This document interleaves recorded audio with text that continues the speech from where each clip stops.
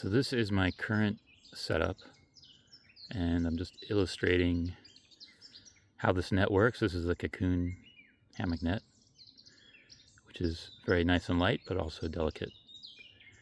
And a key point in using it is you need to tie it out using these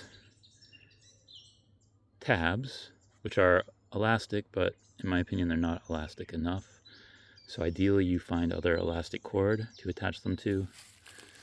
And then this one's quite long, but you can tie them out to just about anything in order to get yourself some interior space in the bug net. Now this doesn't work perfectly because if you tie it too tight and you don't have this underquilt on, the bugs can get you when the bottom of the net is pressing against your butt.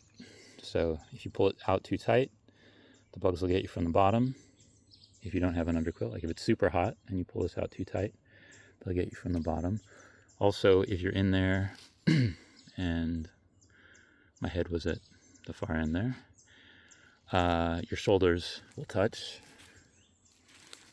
So this part is narrow.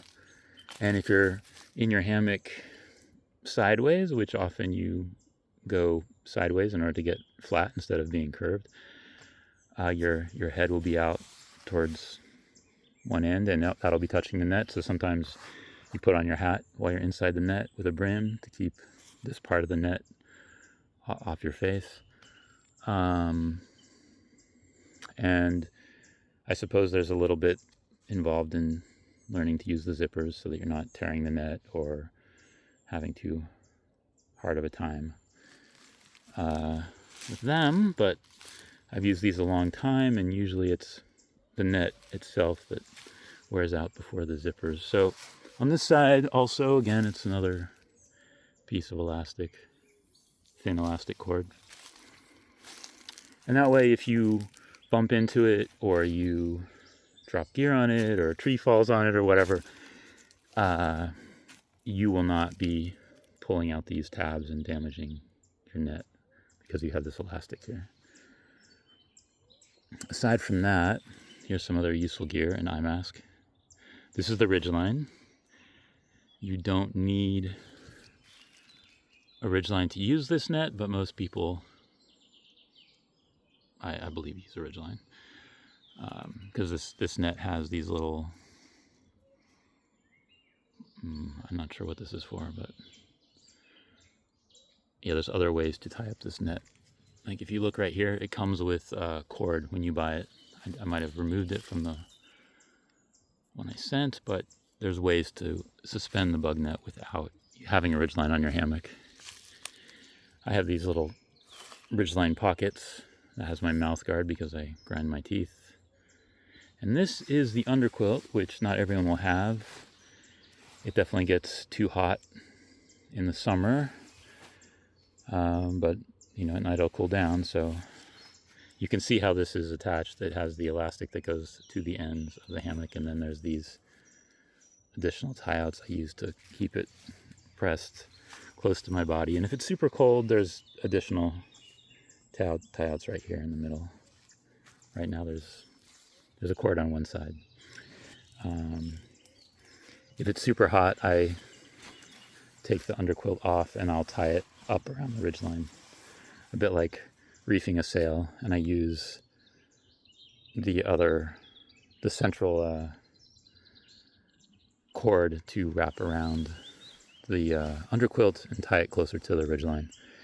And then as it gets colder in the night, I might undo that and then put it under me. This is I believe it's also a Cocoon hammock, and it's a two-person. If you hammock long enough, you will wear through your hammock. And sometimes if you want company, it's nice to have a two-person hammock. So this one is tougher. It's rated for 2 people, and those thin straps are as well, believe it or not. So if you do want to upgrade, you can get a 2-person hammock. And like I said, I've tried a lot of things, and probably because of the bug net, but also the hammock. It's a good hammock. Heavier though than a lot of the super light ones. And one last thing with these straps, while we're talking about the hammock, a big part of hammock camping is figuring out where you can actually hang your hammock. So the trees need to be far apart, far enough apart, but not too close. These straps, every time I take the straps off, I smooth them out and coil them up, and so I'll show a picture of those coiled up, because you want them flat around the tree so that you're not damaging the tree. I know you can't see that very well, but they are. Let's try it from another angle. All right, let's try the other side, even though it's a small tree. So yeah, if you're a short person, I mean, you don't need a hammock this far off the ground. Right here. This ought to be more visible. Okay, so you can see that the straps are smooth around the tree. They're not, they're not like a piece of narrow rope that will cut into the tree and damage the bark. And then the other thing to be aware of here is that when the hammock strap comes off the tree, it's going through a loop. You see this loop? Come on. You can see the loop. That loop you don't want under a lot of stress. So right now the loop is moved over to one side of the tree, left side of the tree, and so that the line coming off this tree is not putting a lot of stress on the loop. It's like coming straight off the tree.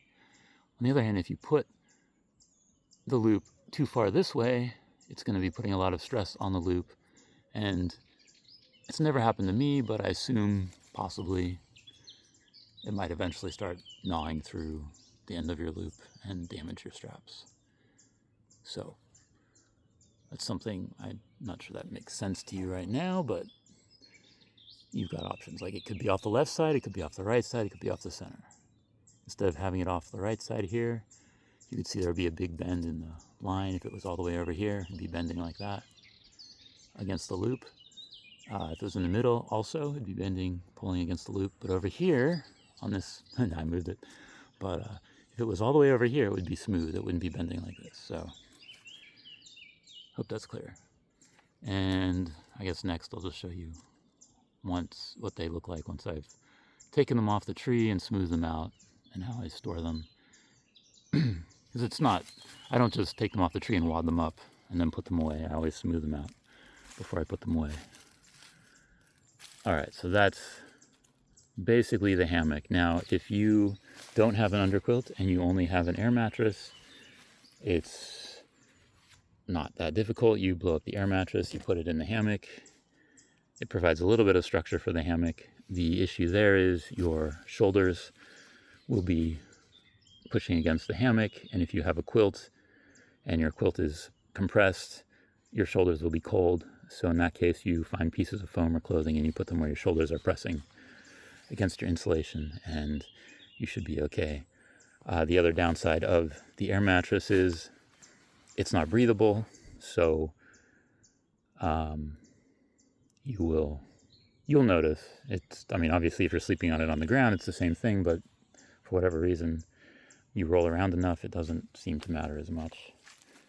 But in the hammock, the difference in breathability between having an air mattress in there and an underquilt is noticeable. And if it's super hot, you're not going to want to use the air mattress. And you'll just have the net. I think that's it.